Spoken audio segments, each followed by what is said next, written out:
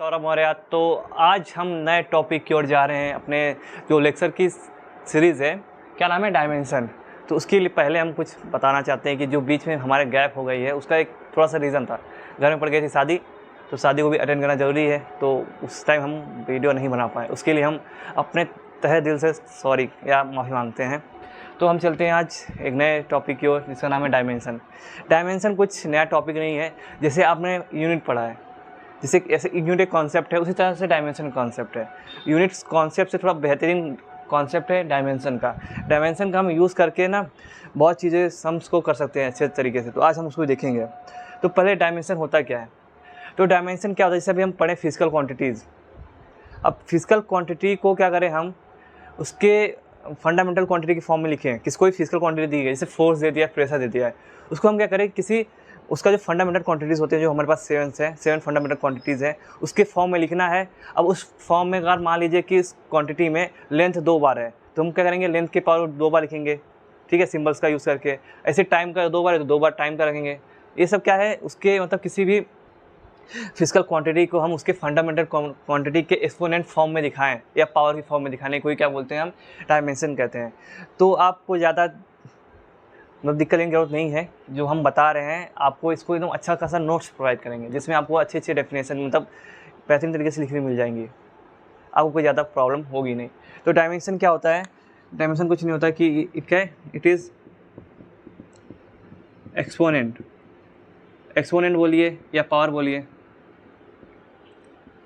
Power of fundamental quantities of any physical quantity. इतना तो समझ में आ गया कि अगर हमारे पास कोई फिजिकल क्वांटिटी है, और फिजिकल क्वांटिटी में मान लेते हैं, उस फिजिकल क्वांटिटी में जो लेंथ का फंडामेंटल जो क्वांटिटी हमारी लेंथ 2 बार आई है, तो क्या करेंगे हम उसको लेंथ इंटू लेंथ उसको 2 बार पावर में डाल देंगे, ठीक है। तो लेंथ को 2 बार पावर में डाल देंगे, तो उस तरह के फॉर्म को दिखाने को क्या कहते हैं, हम डायमेंशन कहते हैं। अब तो तुम समझ गए हैं। अब इसको कैसे रिप्रेजेंट करेंगे, क्या सिंबल्स का यूज़ करेंगे, क्या तरीका होता है, उसको हम भी देखेंगे। फिर ये जब ये तरीका हम जान जाएंगे तो उसका यूजेस देखेंगे कि इसका यूज़ हम कहाँ कर सकते हैं। यूनिट्स से अच्छा यूज़ डायमेंशन हम कर सकते हैं। यूनिट्स का यूज़ करके हम क्या पहचानते हैं कि कोई क्वांटिटी क्या है, किस चीज़ के बारे में बात कर रहा है। डायमेंशन का यूज़ करके हम और भी चीज़ों को सॉल्व कर सकते हैं। तो धीरे धीरे हम आगे और बढ़ते हैं। तो क्या होता है कि हम जब हम बोलते हैं किसी भी फिजिकल क्वांटिटी को फंडामेंटल क्वांटिटी में दिखाएंगे, तो हमको क्या करना पड़ेगा, कोई सिंबल्स को कंसिडर करना पड़ेगा। अब जब हम ऐसा कुछ करेंगे तो हमको एक एक्सप्रेशन मिलता है। जैसे मान लीजिए कोई फिजिकल क्वांटिटी है, अब मुझे इसका डायमेंशन लिखना है। तो इसका डायमेंशन लिखने का है ना, तो आप क्या करेंगे, इसके ऊपर एक स्क्वायर ब्रैकेट बना देंगे।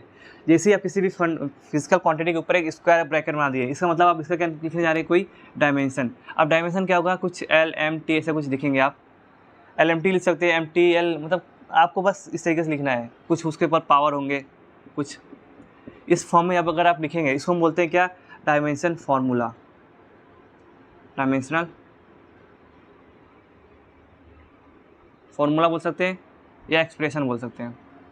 हाँ, आप देखेंगे कि हम लोग LMT कहाँ से कंसिडर किए हैं। तो LMT क्या है, जैसे अभी हमने किसी फिजिकल क्वांटिटी को हम उसके फंडामेंटल क्वांटिटी में दिखाए हैं, तो हम क्या करेंगे, फंडामेंटल जो क्वांटिटीज़ हैं उसका हम एक सिंबल कंसिडर करेंगे, डायमेंशन उसका, ठीक है। तो हम क्या करेंगे, तो लिखते हैं इसे आगे, थोड़ा सा मिटा लेते हैं।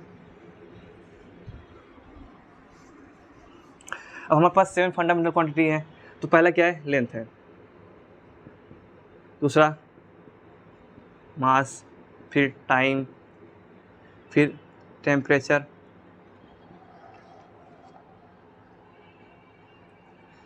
टेम्परेचर हो गया, फिर इसके बाद इलेक्ट्रिक करंट,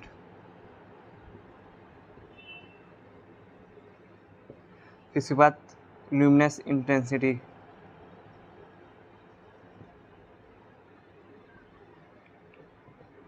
इसके बाद अमाउंट ऑफ सब्सटेंस।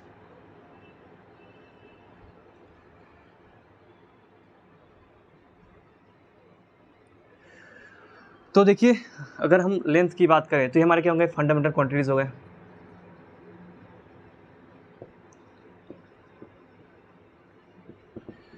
तो अभी अपनी डेफिनेशन देखा किसी फिजिकल क्वांटिटी को उसके फंडामेंटल क्वांटिटी के पावर में लिखने को क्या कहते हैं, डायमेंशन कहते हैं। अब हम क्या करेंगे, हम हर जगह हम तुम लेंथ मास तो ऐसा लिखेंगे नहीं, हम एक सिंबल्स यूज़ करेंगे किसके लिए, डायमेंशन के लिए। तो अगर हम इसका डायमेंशन लिखने क्या करेंगे, इस पर ऐसा बना देंगे डायमेंशन, तो इसका डायमेंशन क्या हो जाएगा, एल। एल मतलब एल के पावर 1 होगा, इसको हम लिखते हैं एल। आपको कहीं कहीं ऐसा भी मिल जाएगा कि हाँ एम टी, जब 0 0 कर देंगे एल पे 1 रहेगा, तो इसका मतलब क्या M0 मीन्स M1 होगा, तो लिखने की ज़रूरत नहीं है, तो आप इसको ऐसे भी लिख सकते हैं। अब मास को हम दिखाते हैं M से, इसका डायमेंशन। अब टाइम को हम T से डायमेंशन दिखाते हैं इसका। टेम्परेचर का हम डायमेंशन उसके यूनिट से लेते हैं, केल्विन कैसे दिखाते हैं। इलेक्ट्रिक करंट के लिए डायमेंशन होता है, आप I का भी यूज़ कर सकते हैं, आप A का भी यूज़ कर सकते हैं। और ल्यूमिनस इंटेंसिटी, इसका जो डायमेंशन होता है C, कैंडेला इसका यूनिट जो है, और अमाउंट ऑफ सब्सटेंस का इसका जो होता है मोल। तो ये क्या है हमारे। अब ऐसे यहाँ पे भी हो सकता है, अगर यहाँ पे हो जाएगा M1 L0 T0, अब इससे M0 L0 T1 हो जाएगा, तो उससे कुछ ज़्यादा फर्क नहीं पड़ेगा। तो देखिए हम क्या करेंगे सर, फंडामेंटल क्वांटिटीज़ के सिंबल से लिए रिप्रेजेंट करने का डायमेंशन। ये देखिए हमारा ये डायमेंशन हो गया। तब इन्हीं का यूज़ हमको करना है। अब देखते हैं कि किसी चीज़ का डायमेंशन कैसे निकालते हैं। कोई फिजिकल क्वांटिटी दी है तो डायमेंशन कैसे निकालते हैं। जब किसी फिजिकल क्वांटिटी का डायमेंशन जब निकालेंगे तो उसमें क्या करना होता है कि हम जो फिजिकल क्वांटिटी दी गई है तो उसका कुछ एक फॉर्मूला होता है कि एक चीज़ पे इस पर डिपेंड करती है। जैसे वेलोसिटी हो गया तो किस पे डिपेंड करता है, डिस्प्लेसमेंट अपॉन टाइम। तो क्या करना पड़ेगा कि हमें जो भी क्वांटिटी दी गई है, जो फार्मूला है, उसको इतना मतलब छोटा करना पड़ेगा, तोड़ना पड़ेगा कि वो जो फार्मूला वो फिजिकल क्वांटिटी पे डिपेंडेंस वाला फार्मूला दिखाए हमको। जैसे एग्जांपल के लिए अगर हम फोर्स की बात करें, फोर्स क्या होता है, मास इनटू एक्सेलरेशन।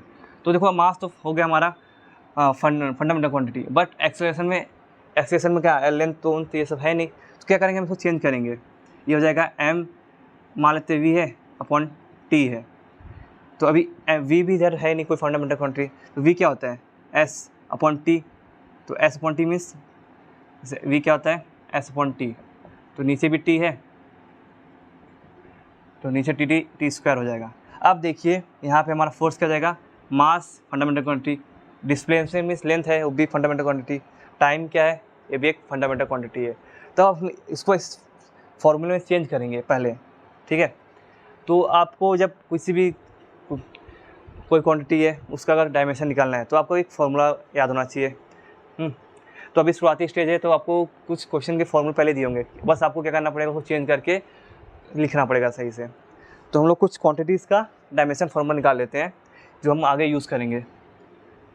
तो इतना आप समझ ही गए होंगे, इसमें कुछ ज़्यादा कुछ बड़ा चीज़ नहीं है।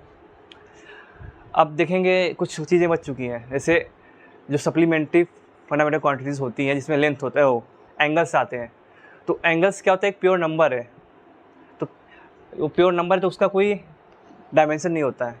तो एमसीक्यू में पूछ सकता है विच quantity have unit but not dimension, या बोल सकता है क्या ऐसी कोई क्वांटिटी होगी जिसके पास यूनिट हो बट डायमेंशन ना हो। हाँ है, सॉलिड एंगल और प्लेन एंगल, ठीक है। तो मुझे लग रहा है आपको समझ में आ रहा है, तो हम आगे की ओर चल रहे हैं। अरे समझ में आना चाहिए, इतना अच्छा एक्सप्लेन जो करता हूँ एग्जाम्पल के साथ। तो हम शुरुआत करते हैं एकदम इनिशियल स्टेज से। अगर हम बात करें किसका डायमेंशन में, पहले हम फोर्स की बात करें। फोर्स से पहले वेलोसिटी लेते हैं। वेलोसिटी, तो अब मान लो वेलोसिटी क्या होता है, डिस्प्लेसमेंट अपॉन टाइम। तो वेलोसिटी का फॉर्मूला हुआ, अगर मुझे वेलोसिटी का डायमेंशन लिखना है तो आपको पता है मैंने वेलोसिटी इसके ऊपर स्क्वायर ब्रैकेट बनाई है। जैसे आप स्क्वायर ब्रैकेट बनाएंगे तो यहाँ पे भी स्क्वायर ब्रैकेट बन जाएगा, एस के ऊपर भी और टी के ऊपर भी। अब एस क्या है हमारा, डिस्प्लेसमेंट। डिस्प्लेसमेंट कौन सा क्वांटिटी है, लेंथ है, तो इसका जो डायमेंशन हो जाएगा ये एल हो जाएगा। अब कितनी बार है, एक बार, तो L1। और नीचे टाइम है, टाइम का T1 हो जाएगा, ये हो जाएगा। फिर अब इसको जब हम ऊपर लाएंगे तो ये L1 T-1। चाहे तो आप इसको ऐसे भी लिख सकते हैं M0 L1 T-1, ये भी लिखने का तरीका है। और इसको आप स्क्वायर ब्रैकेट में भी बना सकते हैं, जो जैसा आपको अच्छा लगे। तरीके अलग अलग, हर बुक्स के अलग अलग हैं। एस्टिरोमा सर ने इसे क्या यूज़ किया है और हाइड्रोरेजिक में ये यूज़ हुआ है। क्योंकि वेलोसिटी, अब अगर हम पास एक्सेलरेशन की बात करें, एक्सेलरेशन क्या होता है? Change in velocity upon time, या चेंज इन टाइम बोल सकते हैं। तो वेलोसिटी यही वाली वेलोसिटी है। जहाँ अगर हम यहाँ पे एक्सेलरेशन का हम डायमेंशन निकालने जाएँ तो क्या होगा, इधर वेलोसिटी का डायमेंशन आएगा, नीचे टाइम का भी डायमेंशन निकालना पड़ेगा। अब वेलोसिटी को हमको चेंज करना पड़ेगा इसमें, इस फॉर्म में। क्यों? क्योंकि हमारा वेलोसिटी फंडामेंटल क्वांटिटी नहीं है, क्योंकि यहाँ से वो दिखेगा नहीं। अभी आप इनिशियली सीख रहे हैं तो आपको थोड़ा सा हार्ड पड़ सकता है, इसलिए आप क्या करेंगे, कोई भी फॉर्मूला है उसको पहले फंडामेंटल क्वांटिटी पे डिपेंडेंस को शो करेंगे। तो जब आप शो करेंगे तो ये हो जाएगा क्या है, वेलोसिटी मीन्स वही डिस्प्लेसमेंट अपॉन टाइम हो जाएगा। यहाँ पे भी डिस्प्लेसमेंट, नीचे टाइम है, अब एक टाइम ऊपर है नीचे, तो ये नीचे आके मल्टीप्लाई आ जाएगा, तो ये हो जाएगा ऊपर एस, नीचे 2 बार टी, तो आप टी का स्क्वायर लिख सकते हैं। अब जैसे आपने लिखा, अब डायमेंशन लिखना है, तो लेंथ का क्या है हमारा एस मीन्स डिस्प्लेसमेंट क्या है, लेंथ पे L1 हो जाएगा और नीचे T2, तो ये L1 T-2। आप m भी लिखिए, ज़रूरी नहीं है, जो क्वांटिटी वही लिखिए, दिखाने बाकी ज़रूरत नहीं है। तो ये सब के हमारे डायमेंशन निकालने के तरीके हैं। हमने वेलोसिटी निकाला, एक्सेलरेशन निकाला, फोर्स निकालेंगे अभी, प्रेशर, फिर और भी इलेक्ट्रिक करंट का तो आई है, और रेजिस्टेंस निकालेंगे। देखते हैं कैसे कैसे क्या होता है। गर्मी बहुत है यूपी में। अब इसके बाद जब हमने वेलोसिटी निकाल लिया, एक्सेलरेशन निकाल लिया है, इसके बाद हम चलते हैं फोर्स की ओर। तो फोर्स क्या होता है, मास इनटू एक्सेलरेशन। फोर्स का डायमेंशन निकालना है तो स्क्वायर ब्रैकेट, इधर भी स्क्वायर ब्रैकेट हो जाएगा। फिर अभी हमने क्या है, इसका एक्सेलरेशन का निकल क्या हुआ, L1 T-2। तो इसका हम यूज़ डायरेक्टली कर सकते हैं, आपको सॉल्व करना पड़ेगा। अब हम मास की बात करें तो जो मास है कितने टाइम है, एक बार, तो इसको हम जो डायमेंशन लिखेंगे m आएगा, M1। और एक्सेलरेशन का भी निकाले हैं L1 T-2, तो क्या होगा ML T-2। अगर 1 लिखा है पावर में तो दिखाने की ज़रूरत नहीं है, तो ये हो गया हमारा फोर्स का डायमेंशन। अब ऐसे ही प्रेशर की बात करें तो प्रेशर क्या होता है, फोर्स अपॉन एरिया। अब इसका डायमेंशन निकालना है तो फोर्स के ऊपर, प्रेशर के ऊपर स्क्वायर ब्रैकेट, ऊपर इधर भी स्क्वायर ब्रैकेट, नीचे भी स्क्वायर ब्रैकेट। अब देखिए फोर्स का हम यहाँ निकाले हैं तो रख दीजिए सीधा ML T-2। अब एरिया देखिए, हम जब बात करते हैं एरिया की, एरिया क्या होता है, लेंथ इनटू ब्रेथ, मीन्स दोनों क्या है, लेंथ का ही यूनिट है, तो लेंथ ही है दोनों। तो इसका हम जब डायमेंशन निकालेंगे तो क्या हो जाएगा, ये L भी हो जाएगा यहाँ पे, और क्रॉस B का भी हो जाएगा। अब दोनों लेंथ ही है तो ये L1 हो जाएगा, ये भी L1 हो जाएगा, बीच मल्टीप्लाई, तो ये L2 हो जाएगा। तो एरिया का डायमेंशन क्या होगा, L2, तो यहाँ पे L2 हो जाएगा। अब आगे तो गुणा भाग आता ही है, अभी L1 जब ऊपर जाएगा तो क्या होगा, L पहले से 1 है, इधर ऊपर आएगा तो -2 हो जाएगा, फिर T-2 तो सॉल्व करेंगे तो ML-1 T-2। तो ये हो गया हमारा प्रेशर का डायमेंशन। ज़्यादा बोरिंग तो नहीं हो रहा है, अगर आप सीखना चाहेंगे तो बोरिंग तो लगेगा नहीं, थोड़ा सा और बताना पड़ेगा ताकि और लोगों को समझ में आए। अगर आपको जल्दी समझ में आता है तो उसके लिए तो भी आपको देखना ही पड़ेगा। अभी फोर्स हो गया, प्रेशर हो गया। अब इसके बाद हम बात करते हैं इलेक्ट्रिक करंट के बाद, तो इलेक्ट्रिक करंट का आई है, हम रेजिस्टेंस की बात करते हैं। आर का डायमेंशन कैसे निकालेंगे, तो देखिए आपने एक फॉर्मूला पढ़ा होगा, V=IR, voltage equal to electric current into resistance. तो आर क्या हो जाएगा, V/I। आप इधर देख रहे होंगे जो आई है हमारा फंडामेंटल क्वांटिटी है, तो इसका तो काम हो गया, लेकिन V जो है ये फंडामेंटल क्वांटिटी नहीं दिख रहा है, नहीं दिख रहा ना वोल्टेज, क्योंकि वोल्टेज फंडामेंटल क्वांटिटी है नहीं। लेकिन अगर आप वोल्टेज को देखें तो वोल्टेज क्या होता है, ये होता है वर्क अपॉन चार्ज। अब अभी भी नहीं दिख रहा होगा, जिसको हम आगे सॉल्व करेंगे। तो वर्क क्या हो गया, फोर्स इनटू डिस्प्लेसमेंट, चार्ज। हम जब बात करते हैं आई मतलब इलेक्ट्रिक करंट। अगर ये आपको चीज़ें समझ नहीं आ रही है कैसे फॉर्मूला हो रहे हैं तो आप क्या करें, पहले की चीज़ों को रिवाइज करें, वही चीज़ें हैं सब। तो आई हमारा क्या है, इलेक्ट्रिक करंट है। इलेक्ट्रिक करंट क्या था, Q upon T, charge upon time. जब हम क्यू की बात करेंगे तो क्या होगा, I into T equal to Q. अब हमने ऐसा क्यों किया, क्योंकि हमको चीज़ों को उनके फंडामेंटल क्वांटिटी के डिपेंडेंस में दिखाना है, तभी तो हम सीधा आसानी से लिख पाएंगे। तो क्यू क्या हो जाएगा, आई इंटू टी।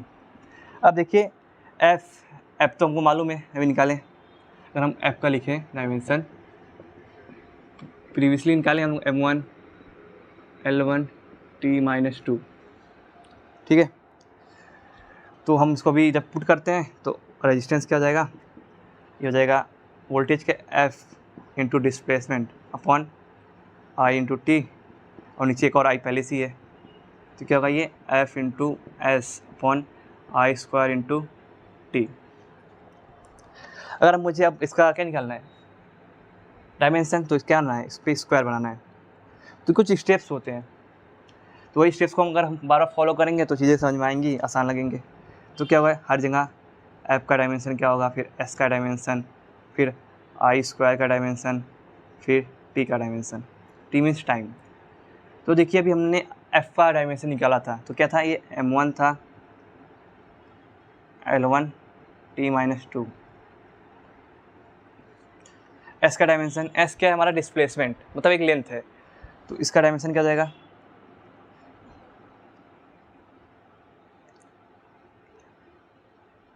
इसका L1 हो जाएगा। अब नीचे क्या है हमारा करंट, और करंट को हम लोग आई से यूज़ करेंगे, इसका सिंबल, तो आई दो बार है तो आई स्क्वायर, टाइम को टी से दिखाएंगे, ठीक है। उसके बाद यहाँ चलते हैं, अब इसको थोड़ा सॉल्व कर लेंगे, सिंप्लीफाई। तो m कितनी बार है, एक बार, तो ऊपर m लिख देंगे एक बार। l कितनी बार है, एक दो, तो दो बार हो गया L2। t कितनी बार है, T2 है -2, और यहाँ पे एक है, तो ऊपर क्या जाएगा T-2 -1। अब i कितनी बार है, नीचे 2 है तो ऊपर आएगा तो i -2 हो जाएगा। तो ये m1 L2 T-3 i -2, ये हो गया हमारा क्या, डायमेंशन ऑफ r। ये थोड़ा सा मुश्किल पड़ा हुआ क्योंकि इसमें थोड़े से ज़्यादा फॉर्मूले यूज़ करने पड़े होंगे अपने तरीके से। तो ये सब जो है हमारे क्या है, तरीके होते हैं किसी चीज़ के डायमेंशन निकालने के।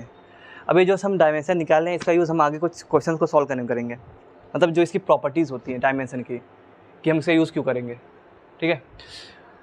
तो इतना तो हम समझ गए डायमेंशन, इसका यूज़ क्या है, इसका यूज़ अब देखने जा रहे हैं। तो ये डायमेंशन निकालने के तरीके हो गए। तो तरीका क्या था, पहले आप जो भी जिस चीज़ का डायमेंशन निकालना है, कोई भी क्वांटिटी है, उसका कोई एक फार्मूला होगा, कहीं ना कहीं यूज़ हुआ होगा, उस फार्मूले को लिखिए। फिर उस फार्मूले में जो हमारा फिजिकल क्वांटिटी है उसको तो वही रखना है, और जिस जो फार्मूले के बराबर इक्वल टू में है उसको आप ऐसे चेंज करिए कि वो किस फॉर्म में हो, फंडामेंटल क्वांटिटी के फॉर्म में आ जाए।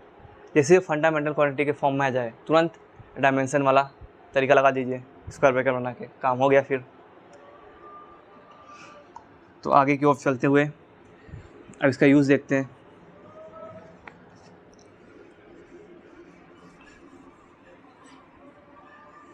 हम डायमेंशंस का यूज़ तीन तरीके से करते हैं। एक तरीका है कि हम लोग किसी इक्वेशन को, कोई मान लीजिए कोई इक्वेशन है, वो उसका डायमेंशनली करेक्ट है कि नहीं, डायमेंशनली करेक्ट है कि नहीं, उसको चेक करने के लिए हम क्या करते हैं, यूज़ करते हैं। अब कोई भी जब इक्वेशन की बात करते हैं, हाँ, तो इक्वेशन में क्या होते हैं, टर्म्स होते हैं। कुछ लोगों को मालूम नहीं होगा टर्म्स किसको कहते हैं। तो टर्म्स क्या होता है कि मान लीजिए कोई हमारे पास कोई इक्वेशन दिया गया है, तो इक्वेशन में जहाँ प्लस और माइनस होगा, प्लस माइनस क्या करते हैं, हमारे टर्म्स को अलग करते हैं। और जो मल्टीप्लाई होता है, जैसे इधर देख लीजिए, S plus P Q plus Y ले लेते हैं, कुछ मान लीजिए जेड इक्वल टू। तो यहाँ पे हमारा एस क्या है, एक टर्म है, पी क्यू दोनों मिला के एक टर्म है, और वाई मान लीजिए माइनस है, तो वाई भी एक अकेला टर्म है। तो जब कोई चीज़ क्वांटिटीज मल्टीप्लाई में रहेंगी तो एक ही टर्म कहलाती हैं, और प्लस माइनस से करते हैं हमारे टर्म्स को अलग करते हैं। तो जब हम बात करते हैं डायमेंशन करेक्शन के लिए, मतलब करेक्ट है कि नहीं चेक करने के लिए, तो इसका हम डायमेंशन का यूज़ करते हैं। इसमें क्या करते हैं कि हमको पता है अगर हम 2 लीटर में 2 लीटर जोड़ें तो 4 लीटर होगा। अब हम 2 लीटर में 2 किलो नहीं जोड़ पाएंगे ना। मान लेते आप जोड़ भी दिए 4 हो गया, 2 + 4 हो गया, तो अब कुछ चूज़ करने में प्रॉब्लम है कि आप उस चीज़ को किलो में लें, किलोग्राम में लें या लीटर में लें, तो कन्फ्यूज़न होती है ना। क्यों कन्फ्यूज़न इसलिए हो रहा है क्योंकि हम लोग जो तरीका यूज़ कर रहे हैं जोड़ने का वो सही तरीका नहीं है। जब हम किसी भी क्वांटिटी को ऐड करते हैं वही क्वांटिटी ऐड होती हैं जो इनका डायमेंशन सेम हो, यूनिट सेम हो। तो हम जब डायमेंशन करेक्शन मतलब करेक्ट वो चेक करते हैं कि कोई करेक्ट है कि नहीं, तो क्या होता है कि कोई भी इक्वेशन दिया गया है, अगर इक्वेशन के हर टर्म्स के डायमेंशन सेम है तो हम मानते हैं कि वो जो इक्वेशन है वो डायमेंशनली करेक्ट है, मीन्स उसका डायमेंशन सेम है। अगर वो इक्वेशन डायमेंशनली करेक्ट है, ये ज़रूरी नहीं कि इक्वेशन भी करेक्ट हो, ठीक है। मतलब डायमेंशनली करेक्ट है तो इक्वेशन करेक्ट भी हो सकता है, नहीं भी हो सकता है, लेकिन अगर डायमेंशनली इनकरेक्ट है तो इक्वेशन तो पक्का इनकरेक्ट होगा, उसमें कोई दूसरी बात ही नहीं है। तो इस तरीके से हम चेक कर सकते हैं। हाँ, तो जैसे मान लेते हैं हमारे पास एक इक्वेशन हो, न्यूटन्स का इक्वेशन ले लेते हैं, v = u + at। यहाँ v क्या है, final velocity, u initial velocity, a acceleration, t time है। तो यहाँ पे हमारे टर्म्स क्या है, एक टर्म्स ये है, एक टर्म ये, एक टर्म ये। तो हम क्या करते हैं, अगर हमको वेरीफाई करना है कि ये डायमेंशनली करेक्ट है नहीं, तो हम क्या करते हैं, लेफ्ट हैंड लेते हैं, लेफ्ट हैंड साइड क्या है, v, तो v का डायमेंशन लेना है। v क्या होता है, s/t, तो s का अपॉन t। तो कोई ये मैं लिखने का तरीका भी बता रहा हूँ, जो मैं तरीके से कर रहा हूँ, इसका यूज़ आप कर सकते हैं बोर्ड में लिख के अच्छे मार्क्स गेन कर सकते हैं। मेरे भी अच्छे मार्क्स आए इसी तरीके से लिख के, और बाकी MCQ तो इसी तरीके से ही सॉल्व करना है। और भी शॉर्टकट्स यूज़ करेंगे, पहले हम पूरे कॉन्सेप्ट को बिल्ड कर लेते हैं। तो s क्या है, लेंथ है, मीन्स डिस्प्लेसमेंट, तो इसका l होगा, टाइम का t, तो हो जाएगा l t-1। अब u जो है, u एक दूसरा टर्म है, u भी सेम वही चीज़ है, वेलोसिटी है, तो इसका भी आएगा l t-1। अब इसको, अब बाकी टर्म्स कौन सा बचा है, a और t। अब ऐसा नहीं a अलग टर्म है t अलग टर्म, नहीं, दोनों मल्टीपल है ना बीच में, तो ये एक ही टर्म कहलाएंगे पूरा। तो इस टर्म का अगर हम चेक करें डायमेंशन, तो क्या हुआ, a का अलग से डायमेंशन, t का अलग से। भी हम लोग a देखें, a क्या होता है, v/t, ठीक है। तो जब हम इसको लिखेंगे v का डायमेंशन अपॉन t का डायमेंशन, या t का डायमेंशन, तो v का निकाले हैं क्या है, l t-1, और इसका क्या है, t1, नीचे भी t1 है, तो t1 काट देंगे तो l t-1। तो देखिए इस टर्म्स का भी डायमेंशन वह है और बाकी भी टर्म्स के डायमेंशन भी सेम है। तो मतलब जो लेफ्ट हैंड साइड है या राइट हैंड साइड अगर लें तो क्या हुआ, u + at, left hand side equal to right hand side है डायमेंशन के हिसाब से। तो ये जो इक्वेशन दिया गया है ये क्या है, डायमेंशनली करेक्ट है। मतलब डायमेंशन का यूज़ करके हम चेक कर सकते हैं कोई इक्वेशन डायमेंशनली करेक्ट है कि नहीं। तो एक और मेरी बात पे फोकस करिए, अगर कोई इक्वेशन डायमेंशनली करेक्ट है, ज़रूरी नहीं कि वो इक्वेशन करेक्ट भी हो भी सकता है, नहीं भी हो सकता है। लेकिन अगर कोई इक्वेशन डायमेंशनली इनकरेक्ट है तो इक्वेशन पक्का इनकरेक्ट होगा, ठीक है। Equation is formula. तो इसके बाद चलते हैं, अब जैसे मान लेते कोई क्वांटिटी दे दे, इधर कोई XY दे दे, हाँ, और बोल दे कि जो इक्वेशन है x मीन्स, अब x मत समझिए, मान कुछ और ले लेते, p लेते हैं। मान लीजिए कुछ क्वेश्चन में बोल दे, क्वेश्चन में कि ये जो इक्वेशन है ये डायमेंशनली करेक्ट है, बोल दिया कि डायमेंशनली करेक्ट है, तो बताइए p का डायमेंशन क्या होगा।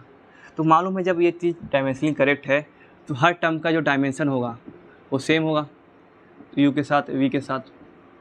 क्या करना है, बस v का डायमेंशन क्या होता है, l1 t-1 है, यहाँ पे क्या p है तो p को इधर रहने दीजिए, t का डायमेंशन t है, हाँ, तो इसको यहाँ भेज देंगे तो p हो जाएगा l1 t-1, नीचे t, तो l1 t-2। तो p का डायमेंशन आ गया, जो कि किसका डायमेंशन है, एक्सेलरेशन का। तो इसका यूज़ करके हम पता कर सकते हैं कि कोई क्वांटिटी में अगर कोई अननोन क्वांटिटी है तो उसका डायमेंशन क्या हो सकता है, अगर वो चीज़ें डायमेंशनली करेक्ट है तब। तो एक यूज़ तो हो गया डायमेंशन का ये। दूसरा यूज़ है कि हम मान लेते हैं हम ऐसा यूनिट में बात करें कोई चीज़ की, मान लीजिए कोई हमारा कोई क्वांटिटी दिया है, उसका ऐसा यूनिट दिया है, जैसे फोर्स की बात करते हैं तो फोर्स का जो ऐसा यूनिट है क्या है, न्यूटन है।